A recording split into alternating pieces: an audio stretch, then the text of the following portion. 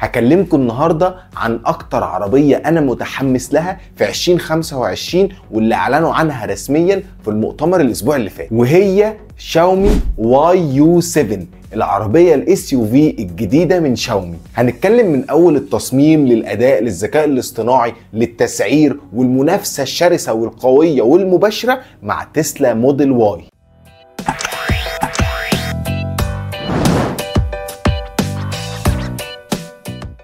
شاومي YU7 جايه بتصميم عصري جدا ورياضي، واخده كتير قوي من اختها السيدان SU7 اللي نزلت في 2024 وعملت نجاح رهيب ومبيعات رهيبه. والعربيه من اول نظره هتلاقي فيها روح الفخامه والرقي. وابعاد العربيه من ناحيه الطول فهي تقريبا 5 متر، يعني اطول من تسلا موديل واي بحوالي 9 سم. اما العرض حوالي 2 متر والارتفاع حوالي 1.6 متر، وقاعدة العجلات 3 متر. الأبعاد دي بس مش بتخليها أوسع، لكن بتديها حضور على الطريق. أكيد الناس هتبقى بتبص عليك وأنت ماشي بيها. وللأسف اللي ناس كتير ما تعرفوش إن التصميمات والديزاين بتاع عربيات شاومي اتعمل تحت واحد من أكبر المصممين كان شغال في BMW لسنين كتير قوي، اسمه تيانيان لي. يعني احنا بنتكلم على خبرة ألمانية بلمسة صينية، والنتيجة إن هم فعلا عملوا عربية شكلها أوروبي جدا وبتلفت النظر لأي حد بيشوفها.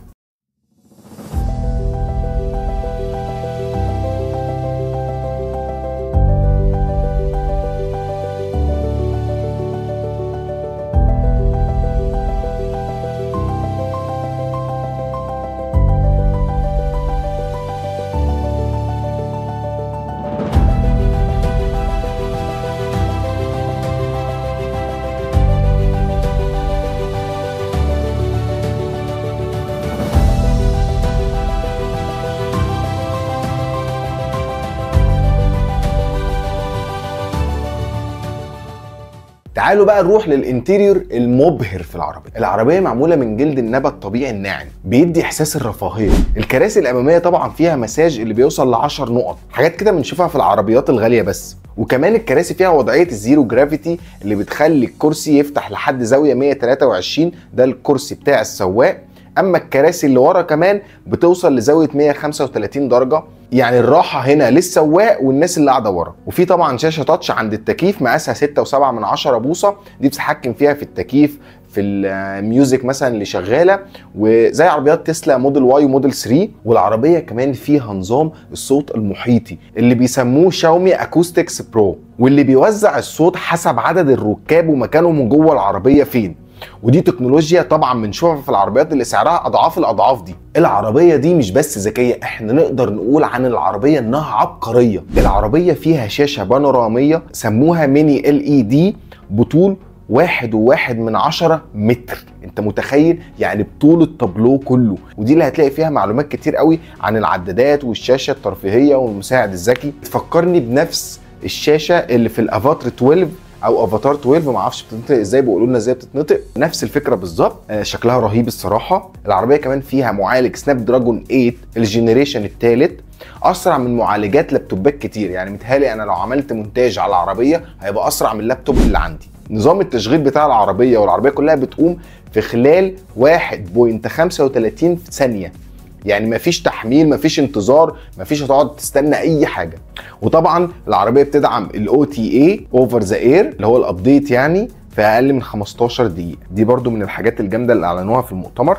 العربيه في الفئات الاعلى هتبقى مدعمه بشريحه انفيديا درايف AGX ثور اللي بتعمل 700 تريليون عمليه في الثانيه. العربيه طبعا فيها الليدار و11 كاميرا و12 ملم ويف رادار. اعلنوا ان شاومي YU7 هتنزل بثلاث فئات، الستاندرد، البرو، الماكس. هقول لكم ايه الفروقات ما بينهم. فئه الستاندرد جايه بمحرك خلفي بقوه 235 كيلو واط و315 حصان، وبتتسارع من 0 ل 100 في 5.88 ثانيه، وفيها بطاريه الليثيوم فوسفات بسعه 96.3 كيلو وات ساعة بمدى 835 كيلو متر CLTC. ودي الحسبة الصينية، يعني تقريبا بالWLTP اللي هو الورلد وايد تقريبا 700 كيلو فعلي. يعني على ارض الواقع والاستعمال يعني ممكن مثلا ايه تجيب لك 690 680 كيلو صافي. البرو اديشن هيبقى فيها موتور ورا وقدام بقوة اجمالية 496 حصان، وبتتسارع من 0 ل 100 في 4.27 ثانيه، ونفس البطاريه بس مدى اقل شويه لان احنا زودنا موتور طبعا،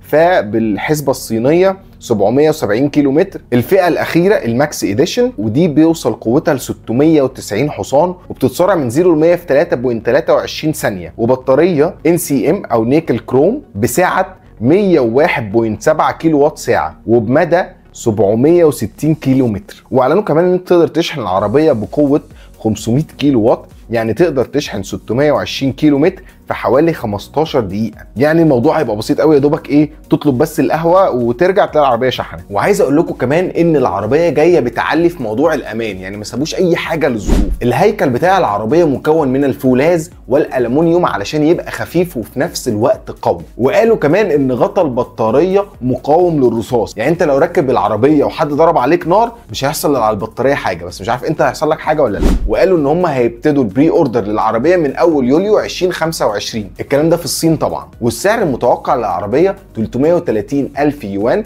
وده تقريبا للفئه الاولى، يعني تقريبا 46 الف دولار. ولو جينا شفنا تسلا موديل واي اللونج رينج في الصين هتلاقيها بحوالي 43.5 الف دولار. الفرق ما بينهم قليل مش كبير، وده اللي هيخلي فيه منافسه شديده جدا في السوق ما بينهم. هو الفرق في السعر بسيط بين تسلا موديل واي وشاومي، بس الصراحه الامكانيات بتاعه شاومي هي بعيده قوي عن تسلا موديل واي. يعني لو هنبص بنظريه القيمه مقابل السعر، فشاومي مدياك حاجات كتير جدا. انا شايف شاومي الصراحه عماله تبهرنا سنه بعد الثانيه، من اول لما عملوا الاس يو 7 ودلوقتي الواي يو 7، ومتهيألي ان هم داخلين المجال ده بجد، وان هم عايزين يبقوا من التوب 5 بكل سرعه، وان العربيات بتاعتهم بدات تترتب من اكتر العربيات اللي بتتباع. يعني الاس يو 7 تقريبا هي الخامسه او السادسه في الصين، وخلي بالك السوق الصيني من اصعب الاسواق، وحجم المبيعات فيه وعددهم مرعب. الصراحه العربيه مبهره بكل شيء، وفيها كميه تكنولوجيا مرعبه.